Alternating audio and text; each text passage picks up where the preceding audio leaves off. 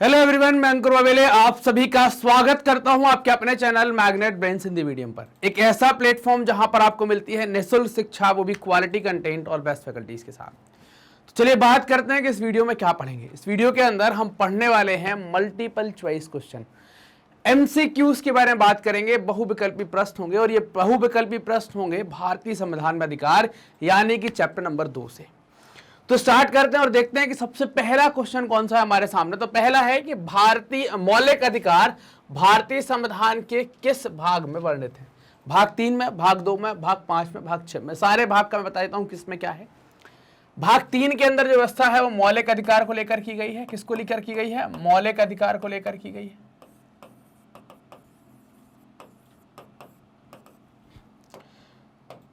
ठीक है। भाग 2 के अंदर अगर आप देखेंगे तो यहां पर नागरिकता के बारे में बात है। भाग 5 में आप देखेंगे तो यहां संघीय सरकार के बारे में।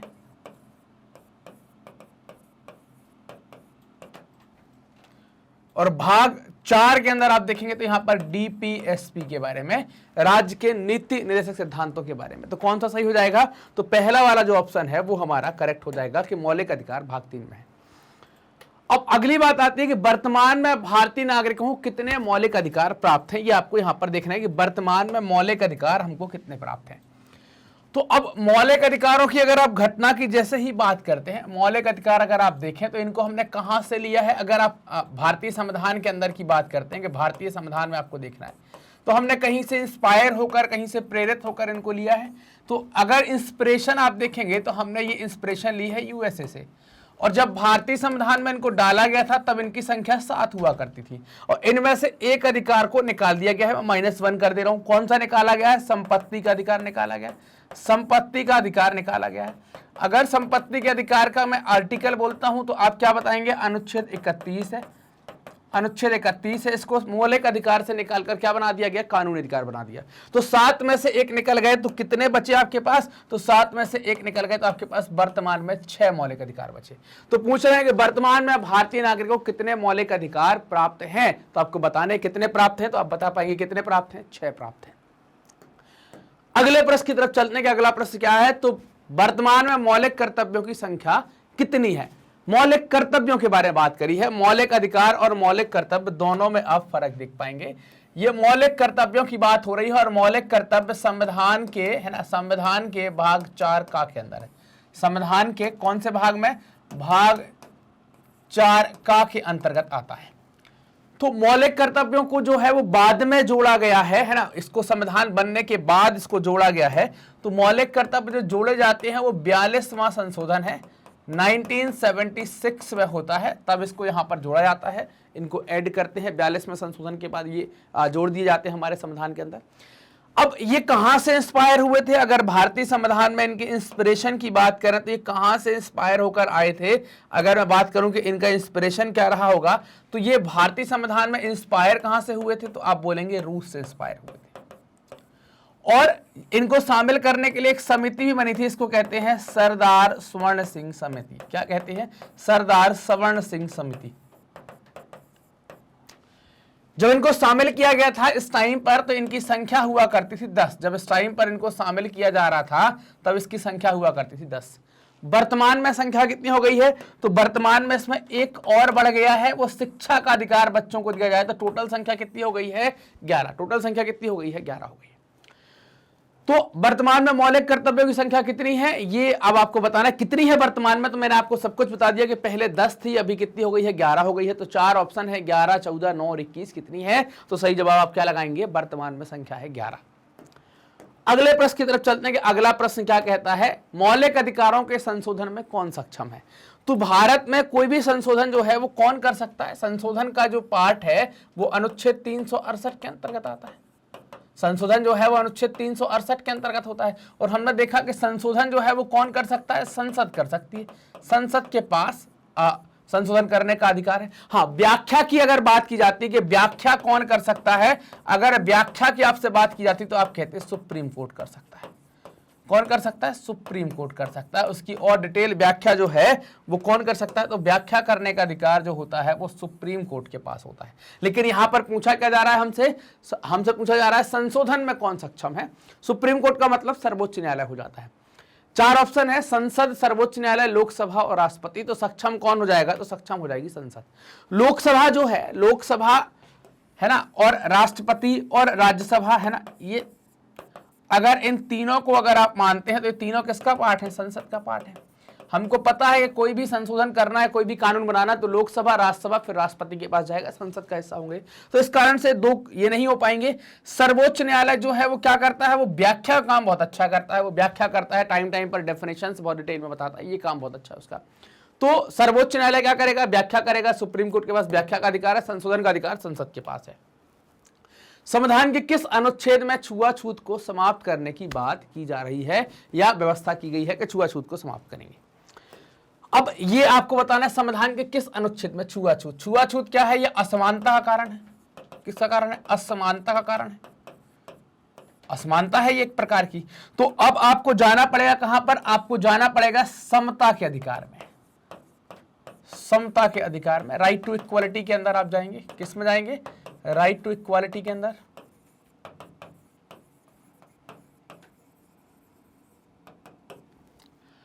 तो समता का अधिकार आपने पढ़ा होगा, तो आर्टिकल 14 से लेकर 18 तक आपने इसकी सारी व्यवस्थाएं पढ़ी है। पढ़ी है कि नहीं पढ़ी है? 14 में आपने देखा है विधि के समक्ष समानता, 15 में देखा है आपने जाति, धर्म, लिंग और जन्म स्थान के आधार पर अंतर्भेद नहीं करेंगे। फिर आपने 16 में देखा है रोजगार के नियोजन में अवसर की समानता या अवसर की समानता की बात। 17 में आपने देखा है अस्पृश्यता का अंत, और 18 में आपने देखा है क्या? उपाधियों का अंत। तो ये कहां पर आ जाएगा? तो ये आ जाएगा अनुच्छेद 17 में। तो ये 4 अनुच्छेद आपको दिए गए हैं, सारे अनुच्छेद पर बात कर ली। 15 रंग, जाति, धर्म, लिंग के आधार पर भेद, 14 विधि के समक्ष समानता, 17 क्या हो जाएगा आपका? 17 हो जाएगा आपका कि जो छुआछूत होती है अस्पृश्यता के अंत की बात करते, तो अनुच्छेद 17 जो है सही आंसर हो जाएगा।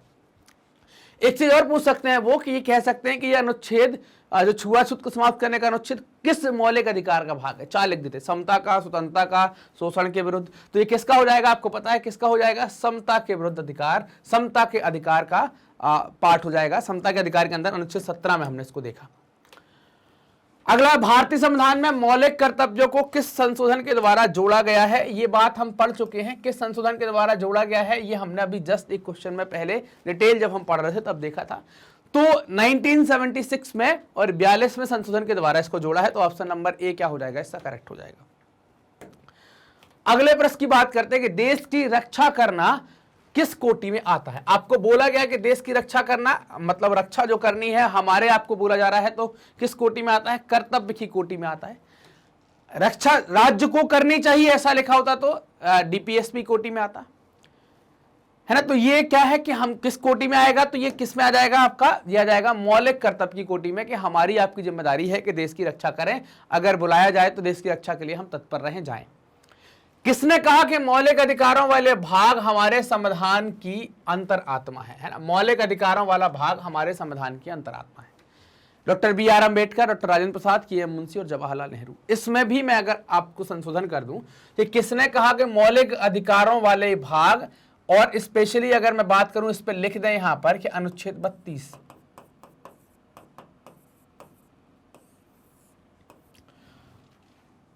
तो केवल अंतरात्मा की बात की जा रही है, लेकिन अगर यहां पर हृदय और आत्मा अगर कर देते है ना, क्या कर देते? हृदय और आत्मा कर देते,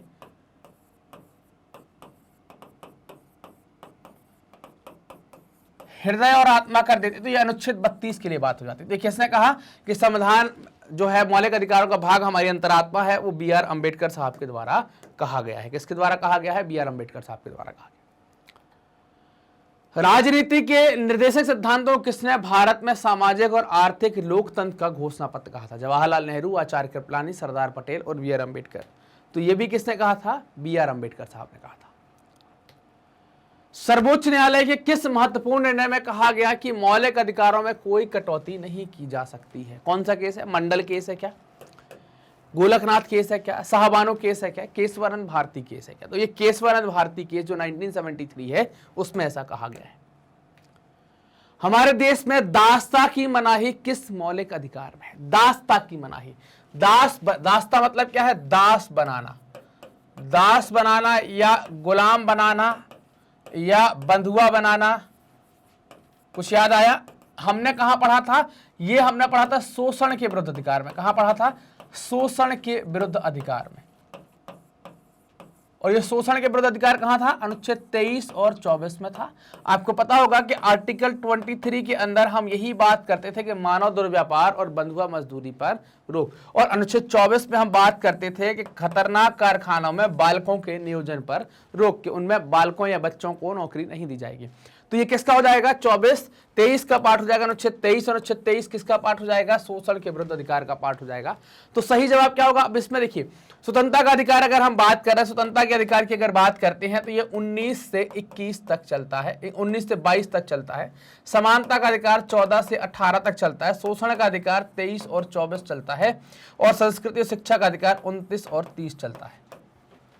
ठीक, ये आपको आर्टिकल मैंने सारे लिख दिए। तो इसमें सही जवाब क्या हो जाएगा? वो हमने देख ही लिया कि शोषण के विरुद्ध अधिकार जो है वो एकदम करेक्ट आंसर यहां पर होने वाला है।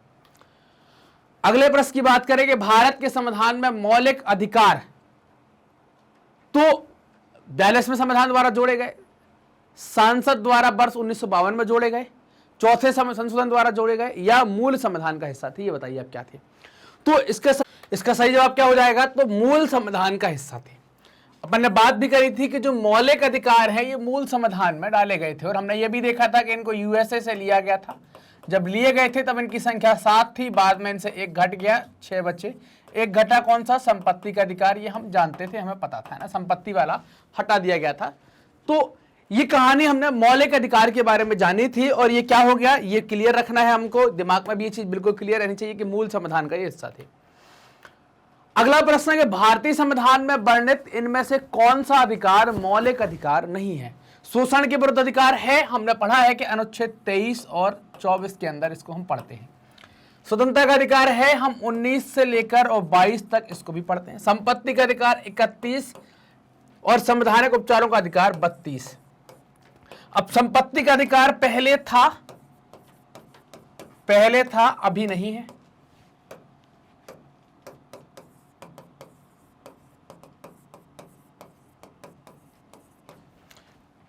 चवालीसवां संशोधन हुआ था, इसके द्वारा क्या किया गया है? इसको हटा दिया गया है। अब ये मौलिक अधिकार ना होकर क्या हो गया है? कानूनी अधिकार हो गया है। तो ऑप्शन नंबर क्या हो जाएगा? सी एकदम करेक्ट हो जाएगा।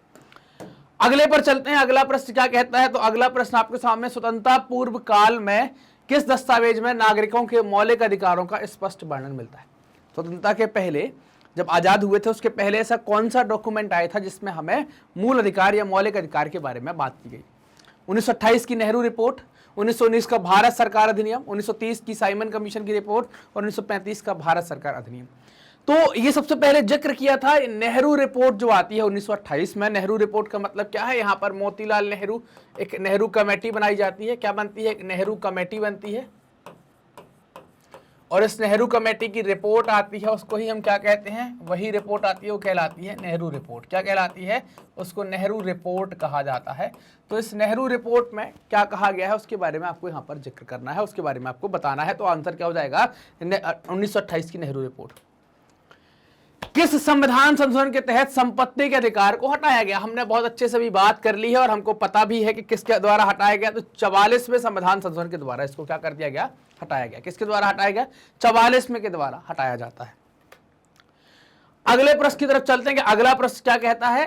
तो अगला प्रश्न है कि राष्ट्रीय मानवाधिकार आयोग का गठन कब हुआ? 1993 में, 1981 में, 1982 में और 1984 में। कब होता है? तो इसका सही जवाब है 1983 में मानवाधिकार आयोग का गठन होता है। मौलिक अधिकारों का संरक्षक किसको कहा गया है? ना, गार्जियन कौन कहलाया है? संरक्षक कौन कहलाया है? संसद कहलाई है क्या? सर्वोच्च न्यायालय, भारत सरकार या संविधान? संविधान में इसका उल्लेख है। संसद, भारत सरकार, अगर आप देखें तो भारत सरकार या संसद जो है वो इनमें कुछ परिवर्तन कर सकती है, लेकिन वो परिवर्तन सही है या गलत है ये कौन बताता है? सर्वोच्च न्यायालय बताता है। तो संरक्षक कौन हो जाएगा? सर्वोच्च न्यायालय संरक्षक हो जाएगा। भारतीय मूल में कुल कितने मौलिक अधिकार थे, यह हम मूल वाली बात कर चुके हैं। तो भारतीय संविधान, मूल संविधान में कितने थे, 7 हुआ करते थे, जो घटकर एक कम हो गया है, वर्तमान में 6 बचे हैं। तो ये मूल की स्थिति है और ये वर्तमान की स्थिति है, जो चाहे वो आप आंसर यहां पर लगा सकते हैं। तो मूल में अगर आप देखें तो मूल में आपको 7 देखने को मिलेंगे, वर्तमान में आपको 6 देखने को मिलेंगे। तो मूल संविधान में कितने थे, 7। अगला, मोतीलाल नेहरू समिति ने अधिकारों के घोषणा पत्र की मांग कब उठाई थी। तो मोतीलाल नेहरू समिति जो बनी थी, तो इनने कब अधिकारों के घोषणा पत्र की मांग उठाई थी, तो जब भी उठाई थी तभी वो रिपोर्ट भी आई थी, है ना, यहीं पर वो नेहरू रिपोर्ट भी आ जाती है। 1928 में नेहरू रिपोर्ट भी आ जाती है। तो सही जवाब क्या हो जाएगा, 1928। 1928 में मांग उठाई, नेहरू कमेटी बनी, मोतीलाल नेहरू समिति बनी और वो रिपोर्ट आती है जिससे अधिकारों की मांग की जाती है, मौलिक अधिकारों की मांग की जाती है। संविधान का 42वां संशोधन कब हुआ, 1977 में, 78 में, 76 में या 1980 में, कब होता है। तो 42वां संशोधन होता है 1976 में, 1976 में ये बड़ा संशोधन होता है जिसको 42वां संशोधन कहते हैं। ये हमारे एमसीक्यूज थे जिनको हमने यहाँ पर कवर किया, साथ में उनके कुछ फैक्ट और उनके फैक्ट के पीछे ही कहानी भी हमने जानने की कोशिश करी।